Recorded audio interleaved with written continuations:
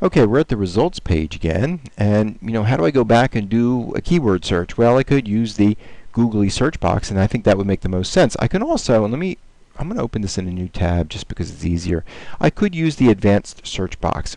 It's really up to you how you feel. If you are just very comfortable using a one box and just plugging in whatever you want, by all means use this. However, advanced search pages let you do things like, I want to search by keyword here, but then I want author name there. So I could say, article about adolescence by Jones. That would give me those options. So it's really up to you which one you use. I'm going to actually do a very simple search. So I'm going to stick with the googly box. Okay.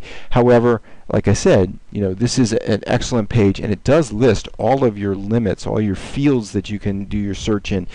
Generally, searching by keyword makes the most sense. You could also search the entire text. It really, how much do you want to get back? If you search the entire document, you're going to get a ton of hits. Keyword is probably your best choice. Subject are those subject headings that librarians tend to assign to articles, which may be different than what you're thinking. So I would say if you're kind of new to all this and you don't want to get overwhelmed, nor do you want to get hung up in the weeds of the indexing and the terminology, a keyword search is the best way to start. And that's what we got here on this search box. So I'm going to type in auditory hallucinations.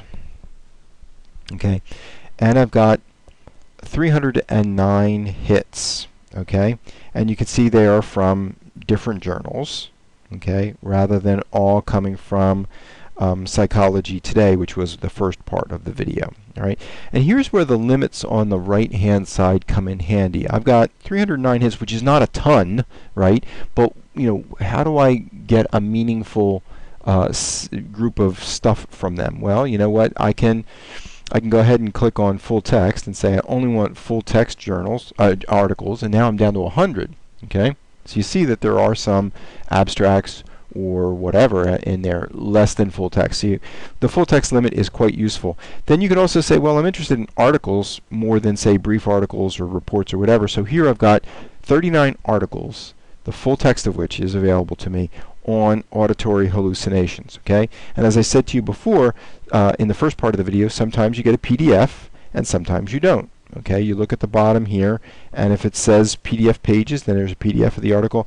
If you don't, if it just says save, that means the full text is available from the title. Okay, so just be aware of that. Is it the end of the world? No. I mean, a lot of this stuff is exactly what you want. You don't need, whatever image is in there. So it really depends on what you're looking for. Okay, two things on the right-hand side in tools. You can email this particular document to yourself. Okay, if you click on email, you have some choices. All right, I would basically, this is my humble opinion, but I would send the item as an attachment. Okay, rather than just have it, the HTML of it in your email, because all of a sudden you get this giant email with this full text in it, and you've got a million emails. However, if you send yourself this document as an attachment, right, then you can download the attachment, and it will be just basically plain Jane 1990s looking HTML, but at least it's an attachment that you can download. Otherwise, you've got lots of emails with this HTML text in them. So if you do choose to email articles to yourself or to others, send the article as an attachment. I think that makes the most sense there. Okay. Now you can also download the article. Okay. And it will download as HTML. Last but not least is you can, if you want, download an MP3. I know many people are interested in podcasts now. I'm not so sure I love this because it is in computer voice. Okay, and for the first 20 seconds or so, or 30 seconds, it's not so bad, but after a while it will kind of play with your head a little there. I don't know if it's just boring or it's weird having a very computery sounding voice reading an article. So I don't necessarily recommend the MP3 unless this doesn't bother you, but it is in computer voice. It's not like some polished actor. You don't have Jeremy Irons reading you the article. You've got a computer voice, so just be aware of that. Okay, so that is a very quick run through your options when you're searching for articles.